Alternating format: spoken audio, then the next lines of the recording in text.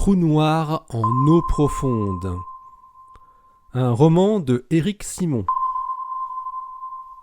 Chapitre 8. Ingérence. 3 avril 2018. Patron, j'ai quelque chose qui concerne Vanilla. Ça vient d'une source très indirecte. Niveau 9. L'analyste de la NSA avait tout de suite appelé son chef quand il avait entendu l'enregistrement que lui avait sélectionné le nouveau logiciel d'analyse. Le nom de code Vanilla apparaissait dans l'entête avec une notation supérieure à 8, ce qui signifiait une anomalie importante. Le profil n'avait aucun lien a priori avec l'opération en question et n'avait aucune raison de parler du sujet relatif à cette opération. Le profil parlait en mandarin et avait prononcé les noms de code des 3 agents qui avaient participé à la phase 1 de l'opération Vanilla au pôle Sud. Personne ne pouvait connaître ces noms de code, et surtout pas un chercheur chinois en post-doctorat au MIT. La NSA avait monté depuis 5 ans un programme d'écoute systématique des étudiants chinois venant poursuivre leurs études sur le sol des États-Unis. Tous les étudiants chinois qui avaient accès de près ou de loin aux laboratoires nationaux étaient concernés. Et le « de loin » était utilisé avec largesse. Les responsables du programme avaient par ailleurs considéré que les jeunes chercheurs post-doctoraux étaient toujours des étudiants, ce qui augmentait considérablement les profils suivis. « Merci à Aaron, je prends ce cas », avait dit l'officier du renseignement. Il avait récupéré sur son terminal les données correspondantes de l'événement capté ainsi que les informations sur le profil impliqué. Il s'appelait Li Cheng, chercheur en radioastronomie au Massachusetts Institute of Technology à Cambridge, Massachusetts. Il dialoguait avec une femme résidant à Shenzhen, en Chine, et racontait qu'il avait décodé un dialogue dans un signal radio dans lequel les protagonistes s'appelaient Phoque, Albatros et Manchot. Le traducteur automatique était conforme, il n'y avait pas d'erreur possible. La probabilité que ces 3 noms de code sortent en même temps ne pouvait pas être due au hasard. Ajoutez à cela que Vanilla concernait la Chine. L'enregistrement datait de la veille. Récupérer tous les autres enregistrements antérieurs de ce profil ne prendrait que quelques minutes. Il ne s'agissait que d'un identifiant parmi quelques millions dans la base de données du programme Special Foreign Students. Les cas de ce type, avec un indice d'importance supérieur à 8, déclenchaient automatiquement un suivi approfondi, plus large et rapproché, c'est-à-dire en temps réel. C'était la première fois depuis le début du programme que la noble institution du MIT allait être mise sur écoute directement. Sonorisée, comme disaient les agents traitants. C'était déjà arrivé 2 ans plus tôt à sa concurrente de la côte ouest, Caltech, lorsqu'un étudiant iranien s'était intéressé d'un peu trop près à ce que faisait un chercheur du laboratoire national de Los Alamos. Le plus curieux dans cette interception, c'était que l'opération Vanilla s'était terminée il y a presque 1 an. Pourquoi cet étudiant chinois avait parlé d'un décodage de signal radio 1 an après que l'opération avait eu lieu? L'information de la National Security Agency remonta très vite vers l'agence, qui avait été l'instigatrice de Vanilla sur ordre du Pentagone. L'agent Jeff Nordling récupéra le dossier seulement 2 heures après l'alerte de l'analyste. Nordling lança sa recherche sur le profil. Li Cheng, ou Cheng Li avec la prononciation occidentale, travaillait dans la collaboration de l'Event Horizon Telescope. C'était une collaboration scientifique en radioastronomie qui exploitait plusieurs télescopes sur plusieurs continents. Et il y avait bien un point commun avec Vanilla. Les scientifiques de l'EHT utilisaient un radiotélescope au pôle Sud, qui se trouvait à seulement quelques centaines de mètres de là où avait eu lieu Vanilla. Jeff Nordling découvrait ce qu'était l'Event Horizon Telescope.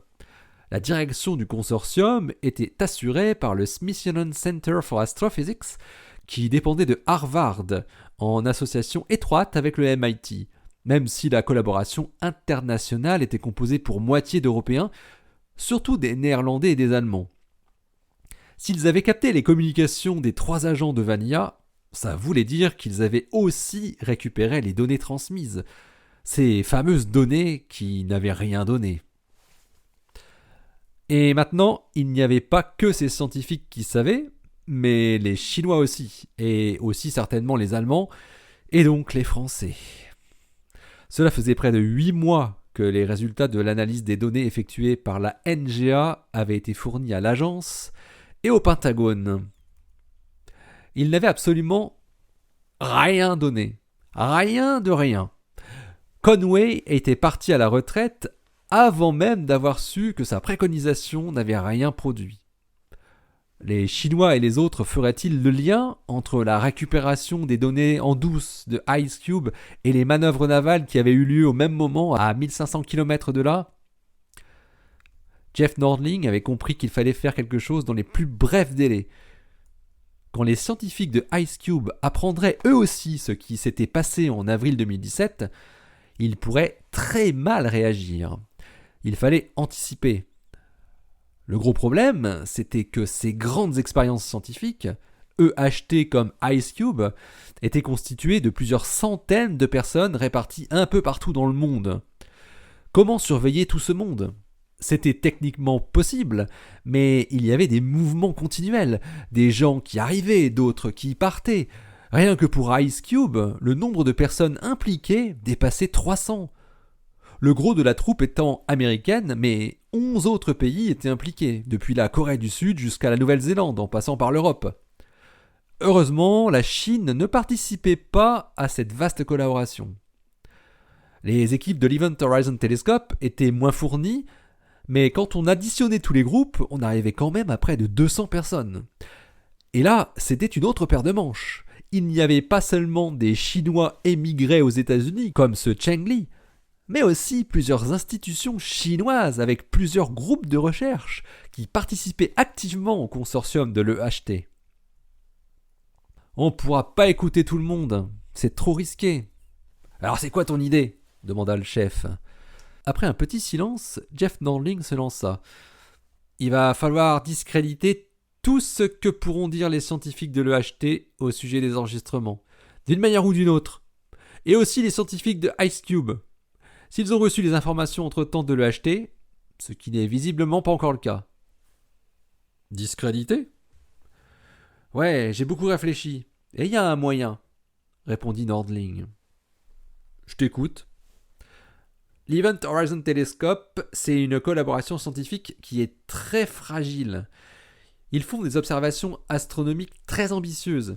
Ils veulent faire des images de trous noirs, quelque chose de quasi impossible. Et ils ont annoncé dès la fin 2016 qu'ils y arriveraient très vite, genre fin 2017, parce qu'ils ont les meilleurs instruments, les meilleures équipes, etc. Et donc, attends, et il se trouve aussi que c'est une collaboration qui est très divisée, avec d'un côté les Américains, avec un leader, Paul Grise, et de l'autre des Européens. Pour faire court, avec un autre leader, un Allemand qui s'appelle Jens Flick. Et ils s'entendent pas super bien. Un maillon faible à exploiter. Mais pour revenir à la fragilité de cette expérience, c'est qu'ils n'ont toujours pas eu de résultats depuis qu'ils ont annoncé au monde entier qu'on allait voir une image de trou noir. Et ça fait maintenant plus d'1 an.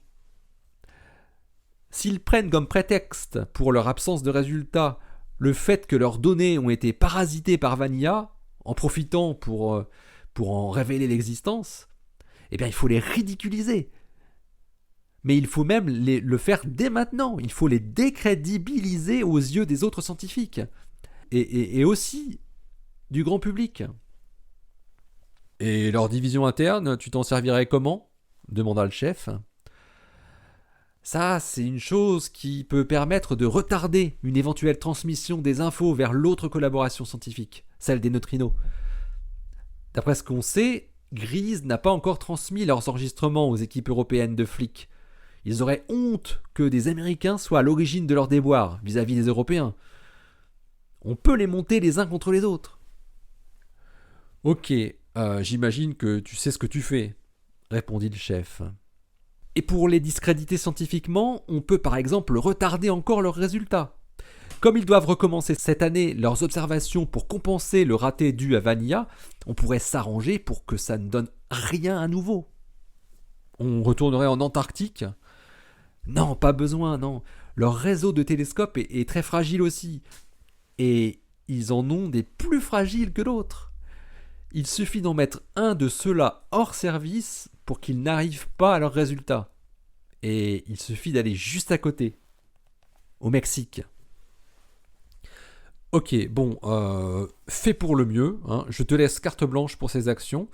Le plus rapide sera le mieux, comme tu sais. Notre objectif est de faire disparaître Vanilla le plus vite possible.